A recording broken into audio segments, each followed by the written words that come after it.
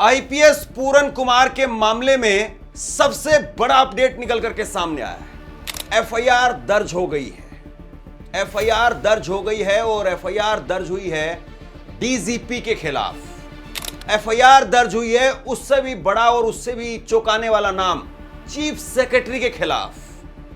Chief secretary के खिलाफ FIR होने का मतलब आप समझ सकते हैं, तो समझिए जरा। डीजीपी, सिटिंग डीजीपी के खिलाफ एफआईआर दर्ज हुई है और हरियाणा के इतिहास में पहली बार ऐसा हुआ है। अब ये केस, आईपीएस पूरन का केस, मुझे लगता है कि ये हिंदुस्तान के इतिहास में या आईपीएस एसोसिएशन के इतिहास में सबसे बड़ा केस होने जा रहा है। पत्नी ने बताया है कि मेरे पत्नी इनकी खुद आईएएस है, IAS Amneet P Kumar, senior IAS है वो, और इनके पति आईपीएस पूरन कुमार को लेकर के उन्होंने खुलासा किया है कि थाने के कैंपस में बने मंदिर के अंदर एससी समुदाय से आने की वजह से मेरे पति को मंदिर में चढ़ने नहीं देते थे। यह भेदभाव।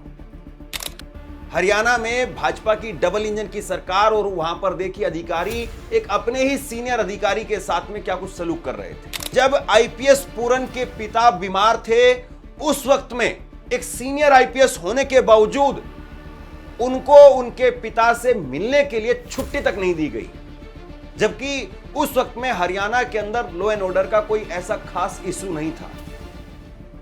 और ये सब किस वजह से हो रहा था? इसलिए हो रहा था क्योंकि आईपीएस पूरन वो लगातार मोर्चा खोले हुए थे करप्शन को लेकर के, ट्रांसफर पोस्टिंग को लेकर के, कि किस तरीके से ट्रांसफर पोस्टिंग में भेदभाव किया जा रहा है और यहां पर करप्शन जो है वो खुलेआम हो रहा है। इसको लेकर के उन्होंने मोर्चा खोला हुआ था और उसी की वजह से उनको टॉर्चर किया जा रहा था, जातिगत तौर पर भेदभाव हो रहा था, कभी ट्रांसफर पोस्टिंग के नाम पर भेदभाव हो रहा था। उनको होमगार्ड का आईजी बना करके भेज दिया गया।